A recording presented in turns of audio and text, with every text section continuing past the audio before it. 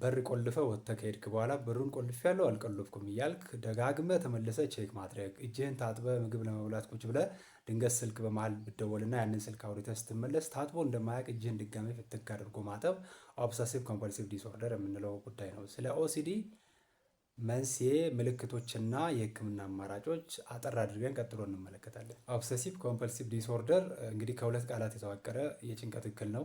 ኦብሴሽን እና ኮምፐልሽን ከሚባሉ ማለት ነው። ኦብሴሽን ማለት ግለሰቡ ትክክል እንዳልሆነ እያወቀ ለመተው ለማቆም በመቸገር ተደጋግመው ወደ ግለሰቡ አእምሮ የሚመጡ ሀሳብ ሊሆን ይችላል፣ ምስል ሊሆን ይችላል፣ ፍርሃት እና ስሜት የቀላቀለ ነው ማለት ነው። እነዚህ ተደጋግመው ወደ ግለሰቡ አእምሮ የሚመጡ ምስሎች ወይም የሀሳብ ድምሮች ግለሰቡ ከቁጥጥር ውጭ ከእሱ ቁጥጥር ውጭ እየሆነ እንደሆነ እንዲያስብ በማድረግ ወደሆነ አካባቢ ሲሄድ በሆነ ሁኔታ ውስጥ ሲገኝ የሆነ ምስል ሲመለከት ወደ ጭንቅላቱ የሚመጡ እና ቀኑን ሙሉ ሊበጠበጡት ሊረብሹት የሚችሉ ከፍ ስልም ሲግኒፊካንት የሆነ የዕለት ተዕለት ህይወቱን መበጥበጥ መረበሽ ሲጀምር ያን ኦብሴሽን የምንለው ማለት ነው።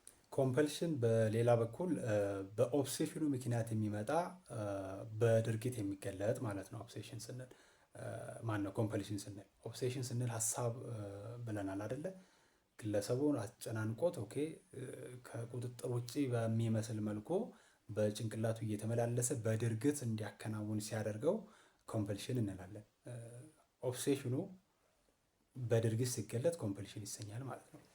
ለምሳሌ እንደው ቤቱን ቆልፎ የወጣ ኬዝ ቅድም ያነሳነው ኤግዛምፕል ማለት ነው። መግቢያችን ላይ ቤቱን ቆልፈ ወጥተህ 20 ሜትር 30 ሜትር ከሄድክ በኋላ የሆነ እንደው እንድትጠራጠር አእምሮ ውስጥ አልተቆለፈም ቼክ አድርግ ተመልሰ የሚል የሚጮህ ድምፅ ይኖራል አይደለ? ያኔ ተመልሰ ምን ታደርጋለህ?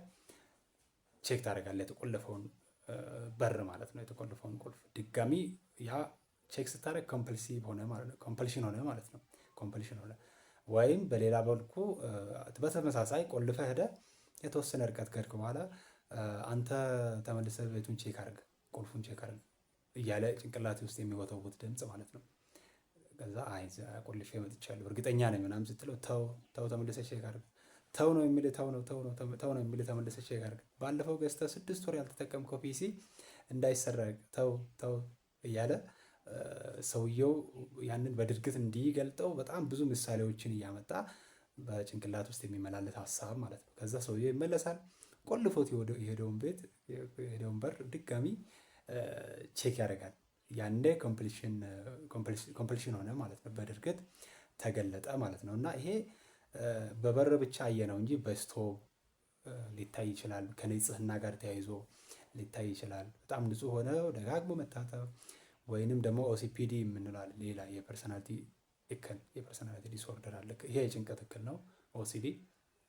ኦሲፒዲ የሚባል ደግሞ ሌላ የጭንቀት የስብዕና መዛባት አለ። እሱ ሲሆን ደግሞ ሃይማኖታዊ ቦታዎች ላይ ሆኖ ሌላ ክፉ ነገር ማሰብ፣ ከቤተሰብ ጋር ክፉ ነገር ማሰብ፣ በጣም ከህፃናት ልጆች ጋር ክፉ ነገር ማሰብ፣ ይሄ ሲሆን ደግሞ ከበድ ያለ የስብዕና ወደ መዛባት የዘለቀ ነው ማለት ነው ኦሲፒዲ።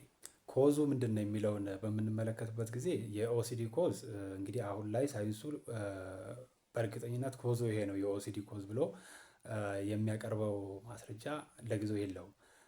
ነገር ግን እንደ አጋላጭ ሁኔታዎች እንደ ሌሎቹ ባዮሎጂካል በሽታዎች ማለት ነው አጋላጭ ሁኔታዎች አሉ። ለኦሲዲ ሪስክ ፋክተር የሚሆኑ ነገሮችን በሶስት ምድብ መመልከት እንችላለን። የመጀመሪያው ጄኔቲክስ ነው። ኦብቪስሊ ኢሚዲየት ፓረንቶቻችን ኢሚዲየት ፋሚሊዎች እናት አባት ኦሲዲ ካለባቸው ልጆች ላይ ያው ቨልነረብል ናቸው ነው ለኦሲዲ።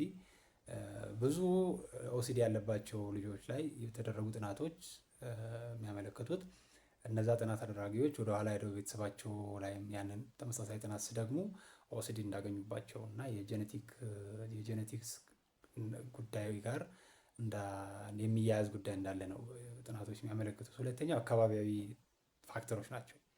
አካባቢያዊ ተጽዕኖዎች ማለት ግለሰቡ ከሌሎች ሰዎች በመመልከት ያዳበረው ወይም በራሱ ህይወት የገጠሙ ነገሮች ጉዳዮች ተደማምረው ለኦሲዲ እንዳጋላጭ ፋክተር ይሆናሉ። ሶስተኛውና የመጨረሻው የድባቴ ህመም የዲፕሬሽን ህመምተኛ ከሆነ ግለሰቡ እና የሳብስታንስ ተጠቃሚ ከሆነ የአደንዛዥ እጾች ተጠቃሚ ከሆነ አደንዛዥ ከማይጠቀሙ ከሌሎች ሰዎች ለኦሲዲ ተጋላጭነቱ ከፍ ያለ ነው የዚህኛው ማለት ነው። ለጊዜው እንደዚህ ሶስቱ እንዳጋላጭ ሁኔታ ይታሰባል። ከኦሲዲ ህክምና ጋር ተያይዞ ህክምናውን አስቸጋሪ የሚያደርገው የኦሲዲ ታማሚ ወደ ህክምና ለመምጣት በጣም ይቸገራል። በጣም ማለት ነው። አሁን ምን ተብሎ ለባለሙያ ይነገራል? ምን ተብሎ ይነገራል ብሎ በጣም ለበስት ጓደኛም አይነገርም እንኳን ለባለሙያ።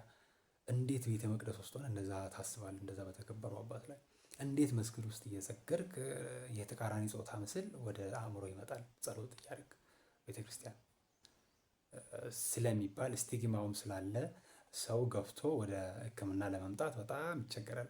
ግን ስቲል ሄልፕ ኢዝ አቬይላብል አንድ ዩ ዱ ኖት ኒድ ቱ ፊል አሎን በነገራችን ላይ እና በዓለም አቀፍ ደረጃ ወደ 70 ሚሊዮን የሚጠጋ ሰው የኦሲዲ ተጠቂ ነው። 70 ሚሊዮን ያ ማለት ራፊሊ ከ40 ሰው አንድ ሰው ስፔሻሊ አዳልቶች ኦሲዲ ያለባቸው ማለት ነው። እና ህክምና ስላለው ስቲግማውን አሸንፈው መምጣት ነው የሚሻለው። ኦኬ እንደዚህ አይነት መንፈሳዊ ቦታዎች ላይ ሆነ ወይ ወንጀል ነክም ከሆነ የሚያስቅ ሊሆን ይችላል እኮ ፈገግ የሚያሰኝም ሊሆን ይችላል ያሰብከው። ግን ብትናገር ተከትሎ የሚመጣው ስቲግማ ስላለ መፍራት ይኖራል ወደ ህክምናውም ለመምጣትና ህክምና ስላለው አለመፍራት ነው። የኦሲዲ ህክምና አማራጮች እንደ ግለሰቡ ሁኔታ እንደ ምልክቶቹ መጠን ሊለያይ ይችላል። ግን ለዚህ ቪዲዮ ጠቅለል አድርገን 3 የህክምና አማራጮችን መጥቀስ እንችላለን። የመጀመሪያው ያው ሳይኮቴራፒ ነው። ኦብቪየስሊ ሳይኮቴራፒ ውስጥም ሲቢቲ ተመራጭ ነው። ግለሰቡ እንደዛ እንዲያስብ ትሪገር የሚያደርጉ የሀሳብ መስመሮችን ባለሙያ እየፈለገ እነሱን ቻሌንጅ የሚያደርግበት ነው። ሁለተኛ ኤክስፖዠር ቴራፒ ይባላል። ኤክስፖዠር ቴራፒ ውስጥም ባለሙያው የኦሲዲ ህመምተኛውን የኦሲዲ እክል ያለበትን ህመምተኛ ሲስተማቲካሊ ለነዛ ለሀሳቡ ለሁኔታው እና ለድርጊቱ ምንድን ሲያደርግ ሲያጋልጥ ማለት ነው። የመጨረሻው የመድኃኒት ህክምና ነው። የመድኃኒት ህክምና ውስጥም አንቲዲፕሬሳንቶች በጣም ተመራጭ ናቸው። ስፔሻሊ ኤስኤስአርአይስ በሚባለው ምድብ ውስጥ የሚገኙ መድኃኒቶች ቆንጆ ውጤት ያስገኛሉ። ሁልጊዜ እንደሚለው ግን ዘላቂ እንዲሆን ውጤቱም 3ቱን መጠቀሙ ጥሩ ነው። ካልሆነ እንደ ግለሰቡ ሁኔታ ታይቶ እንደ ምልክቶቹ መጠን የሲቪሪቲ ደረጃ እየታየ ከ3ቱ ለሰውየው የሚሆነውን ተግባራዊ ማድረግ እንግዲህ መፍትሄ ያበጃል። ከዲስኦርደሩ ግለሰቡን ያስወጣል ማለት ነው። ከዚህ ቪዲዮ አንዳች ቁም ነገር አግኝቻለሁ ብለህ ካሰብክ ዘግተህ ከመውጣት በፊት ላይክ ብታደርገው ደስ ይለኛል። ቋሚ ወዳጆች እንድንሆን እንደዚህ ያሉ ሀሳቦች ደግሞ እንድንማማር በቋምነት ወዳጅ መሆን ከፈለግ ምንም ኢትስ ፍሪ ሰብስክራይብ የምትለዋን በመጫን የደወል ምልክቱን ታበራለህ። ከዛ ቋሚ ወዳጆች እንሆናለን። ሰናይ ጊዜ